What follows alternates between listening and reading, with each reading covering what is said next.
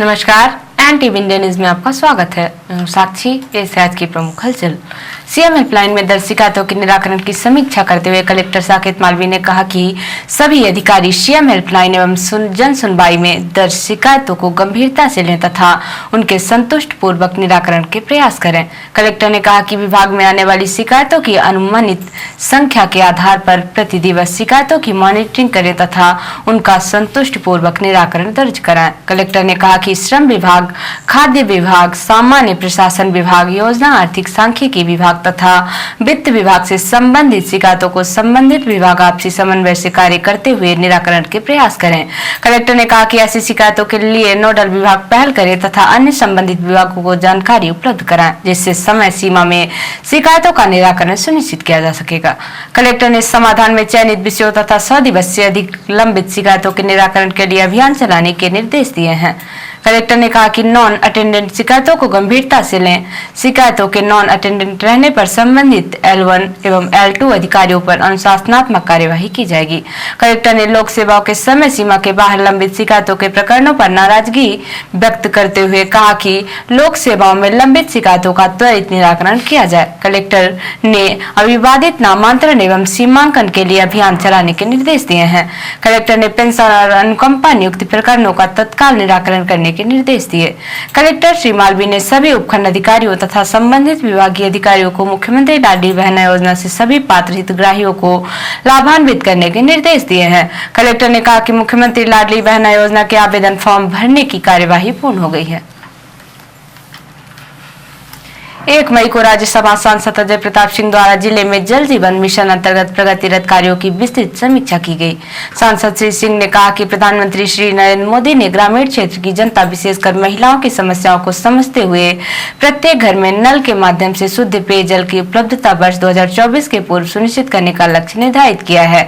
यह जनप्रतिनिधियों तथा विभागीय अधिकारियों की जिम्मेदारी है कि इस योजना का लाभ प्रधानमंत्री जी की मंशा अनुसार ग्रामीण क्षेत्र के प्रत्येक परिवार को मिले। राज्यसभा सांसद ने कहा कि उन्होंने 26 एवं 27 अप्रैल को विकासखंड सीधी और रामपुर नेकिन की 8 परियोजनाओं का अवलोकन किया है। इसमें कुछ सुधार किए जाने की आवश्यकता है। उन्होंने कहा कि इस योजना से जुड़े सभी स्टेक होल्डर को समन्वित प्रयास करने की आवश्यकता है। समय सीमा तथा कार्य की गुणवत्ता को ध्यान में रखने की आवश्यकता है। सांसद ने कहा कि यह सुनिश्चित करे कि गाँव का कोई भी मजरा या टोला योजना के लाभ से वंचित नहीं रहे। उन्होंने कहा कि योजना का संचालन ग्राम पंचायतों तथा स्व सहायता समूहों के माध्यम से किया जाना है। योजना का संचालन उन्हें देने के पूर्व उन्हें प्रशिक्षित किया जाए तथा आवश्यक तकनीकी सहयोग उपलब्ध कराया जाए। राज्यसभा सांसद ने गांवों में गठित जल एवं स्वच्छता समितियों को प्रभावी बनाने पर जोर दिया है। उन्होंने कहा कि समिति के सदस्यों को उनके कर्तव्यों तथा अधिकारों के प्रति जागरूक करें। उनके लिए नियमित अंतरात में कार्यशाला का आयोजन किया जाए। राज्यसभा सांसद ने गेर वाटर मैनेजमेंट तथा रेन वाटर हार्वेस्टिंग का भी विशेष ध्यान रखने को कहा है।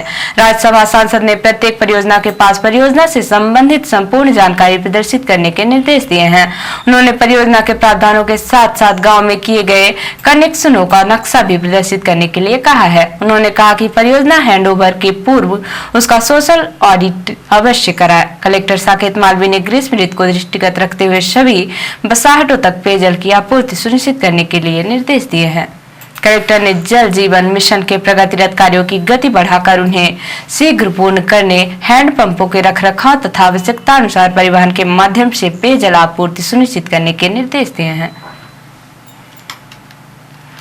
जिला कांग्रेस कमेटी के अध्यक्ष ज्ञान सिंह के नेतृत्व पूर्व अध्यक्ष आनंद सिंह, रुद्र प्रताप सिंह बाबा, पूर्व उपाध्यक्ष राजेंद्र सिंह भदौरिया, वरिष्ठ उपाध्यक्ष एडवोकेट विनोद वर्मा, नगर पालिका अध्यक्ष श्रीमती काजल वर्मा, नपा उपाध्यक्ष दान बहादुर सिंह, पार्षदगढ़ विनोद मिश्रा, श्रीमती कुमुदनी सिंह, श्रीमती कंचन मनोज सिंह, रमेश साकेत, श्रीमती मेनका प्रभात सिंह, ओमकार सिंह करचुली, रजनीश श्रीवास्तव, श्रीमती सोनम सोनी, श्रीमती सीमा सिंह, श्रीमती विभा सिंह, रत्नेश सोनी के साथ में नगर पालिका परिषद के जनप्रतिनिधियों का प्रतिनिधि मंडल कलेक्टर से मिलकर मुख्य नगर पालिका अधिकारी मधुसूदन श्रीवास्तव द्वारा जनहित के कार्यों में रुकावट डालने, PIC के प्रस्तावों की मंजूरी न करने, उनको लिखित में संज्ञान में न लेने एवं एवं विकास के कार्यों में रुकावट बनने चुनी हुई परिषद की अवहेलना करने के संबंध में ज्ञापन सौंपकर उनके खिलाफ त्वरित कार्यवाही की मांग की है।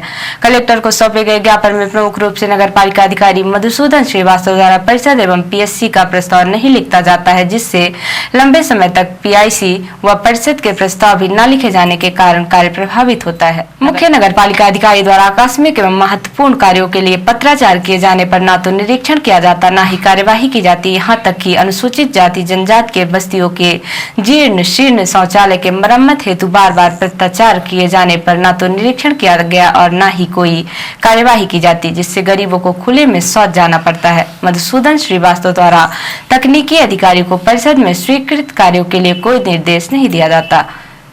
शहर में नल जल योजना व पार्क के रखरखाव हेतु एवं कंप्यूटर ऑपरेटर की कमी होने पर पीएससी से पारित प्रस्ताव की अनदेखी की जा रही है। मुख्य नगर पालिका अधिकारी मधुसूदन श्रीवास्तव माह में 10 दिवस बिना बताए अनुपस्थित रहते हैं। मुख्य नगर पालिका अधिकारी श्रीवास्तव द्वारा लंबे समय तक फाइलों को अपने पास रखा जाता है, फिर पूर्व की तिथि पर हस्ताक्षर किए जाते हैं।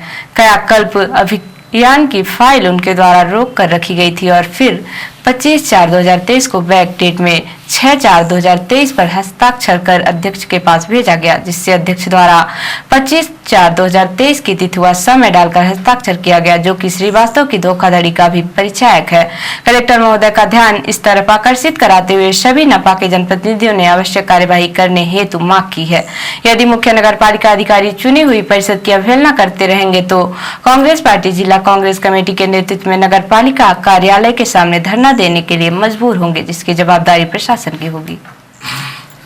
सिहावर विधानसभा के ग्राम सुपेला में चल रही श्रीमद् भागवत कथा के प्रथम दिन प्रख्यात कथावाचक देवी चित्रलेखा जी द्वारा अपने उद्बोधन में श्रीमद् भागवत महात्म्य के विषय पर प्रकाश डालते हुए कहा कि भागवत कथा मनोरंजन नहीं है, यह मनोमंथन है। मन के मंथन का स्वरूप ही हरि कथा है। इस कलयुग में मनुष्य अपने भावों को सत्संग के जरिए ही स्थित रख सकता है।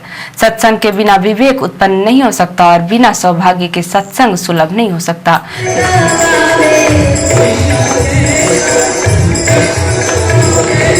कृष्ण चरण पकड़ो उमरिया थोड़ी है, कृष्ण चरण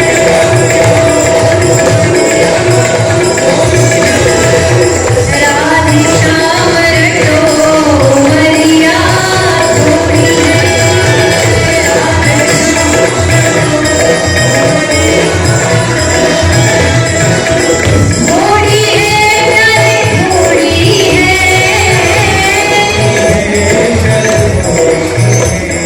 देवी चित्रलेखा जी ने भागवत कथा का महत्व बताते हुए कहा कि मृत्यु को जानने से मृत्यु का भय मन से मिट जाता है। जिस प्रकार परीक्षित ने भागवत कथा का श्रवण कर अभय को प्राप्त किया, वैसे ही भागवत जीव को अभय बना देती है।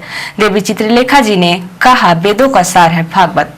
मनुष्य के जीवन की उपलब्धि प्रभु कृपा से धनवान, बलवान, शक्तिमान बनने की हो सकती है, किंतु कथा सुनने का मन बना ले तो भगवान की अति कृपा होती है। उन्होंने आगे कहा कि मनुष्य जीवन में दुनिया के सभी रस का पान जीभ से किया जाता है, किंतु हरि कथा का रसपान कान के द्वारा किया जाता है।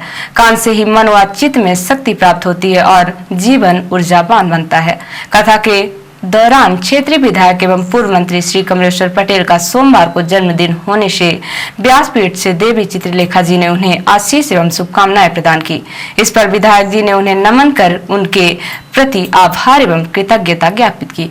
आज हरि कथा में प्रमुख रूप से पूर्व केंद्रीय मंत्री श्री अरुण यादव, राज्यसभा सदस्य श्री राजमल पटेल, श्री चिंतामणि तिवारी, श्री अंबिकेश पांडे, श्री परमजीत पांडे, श्री शारदा सिंह गुड्डू, श्रीमती श्यामवती सिंह, श्रीमती काजल वर्मा, श्री विनोद वर्मा, श्री मनोज सिंह सहित अन्य गणमान्य व्यक्ति भी उपस्थित थे। रिपोर्टर हिमानी रतेला ने बताया कि जिला विधिक सेवा प्राधिकरण नैनीताल द्वारा जनपद के सुदूरवर्ती पर्वतीय क्षेत्र थाना चूली में विधिक साक्षरता की जानकारी दूरस्थ क्षेत्र के लाभार्थियों को पहुंचाने हेतु साक्षरता शिविर का आयोजन किया गया। अटल आदर्श उत्कृष्ट पंडित पूर्णानंद तिवारी राजकीय इंटर कॉलेज थाना चूली में प्रभारी जिला विधिक सेवा प्राधिकरण माननीय अजय चौधरी, न्यायाधीश पुनीत कुमार एवं न्यायाधीश बीनू गुलियानी ने दीप प्रज्वलित कर विधिक साक्षरता एवं बहुउद्देशीय शिविर का शुभारंभ किया। विधिक साक्षरता शिविर को संबोधित करते हुए प्रभारी जिला विधिक सेवा प्राधिकरण श्री अजय चौधरी ने कहा कि विधिक सेवा एवं विधिक सहायता क्रियाकलापों की जानकारी के साथ ही सरकार द्वारा चलाई जा रही जन कल्याणकारी योजनाओं को पर्वतीय क्षेत्रों के दूरस्थ लोगों तक पहुंचाना विधिक सेवा प्राधिकरण का मुख्य उद्देश्य है। उन्होंने कहा, दूरस्थ ग्रामों में निवास कर रहे लोगों को जानकारी नहीं होती। इस प्रकार के विधिक साक्षरता शिविरों के आयोजनों से जानकारी के साथ ही सरकार द्वारा चलाई जा रही जन कल्याणकारी योजनाओं की जानकारी विभिन्न विभागों द्वारा लगाए गए स्टॉलों के माध्यम से उपलब्ध हो जाती है तथा लोगों की समस्याओं का समाधान भी मौके पर हो जाता है। उन्होंने कहा, जिला विधिक सेवा प्राधिकरण का मुख्य उद्देश्य सरलता एवं सुगमता से जन कल्याणकारी योजनाओं के साथ ही विधिक साक्षरता का लाभ जरूरतमंद लाभार्थियों को मिल सके। श्री चौधरी ने कहा कि विधिक सेवा प्राधिकरण अधिनियम विधिक सेवा प्रदान करने में लोगों के लिए न केवल मददगार सिद्ध हुआ है, बल्कि लोक अदालतों व सुलह समझौते के माध्यम से लोगों को सस्ता व सुलभ न्याय प्रदान करा रहा है। उन्होंने कहा, लोक अदालतों में कोई भी पक्षकार न्यायालय में या विधिक सेवा प्राधिकरण में प्रार्थना पत्र प्रस्तुत कर समझौते के आधार पर आदेश प्राप्त कर सकता है।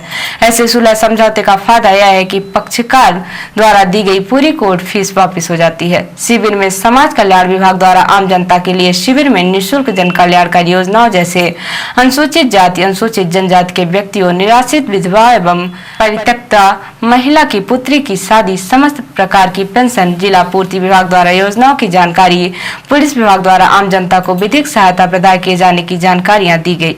शिविर में सूचना एवं लोक संपर्क विभाग के पंजीकृत दल कुमायूं संस्कृत कला उत्थान समिति खूरपाताल द्वारा नशे के खिलाफ नुक्कड़ नाटक कर लोगों को इससे होने वाली हानि के बारे में जागरूक किया।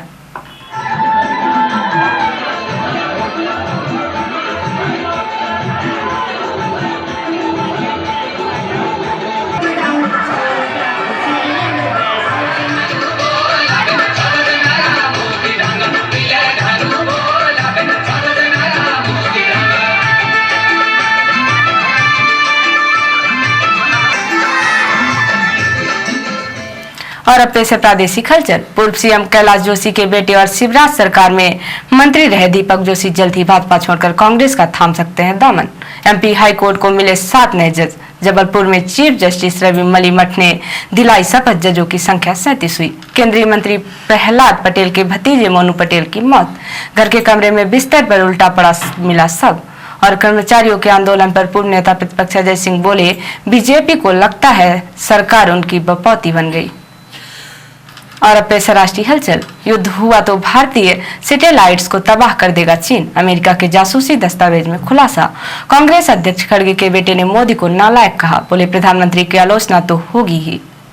राहुल बोले, पीएम कहते हैं 51 बार गाली दी गई, वे सिर्फ अपनी बात करते हैं, ये एमएलए को पैसा देकर चोरी से आने वाली सरकार है। और भारत के जरिए रूसी तेल खरीद रहे यूरोपीय देश, भारत से निर्यात बढ़कर 2 लाख बैरल हुआ। तो ये थी आज की प्रमुख हलचल। नमस्कार।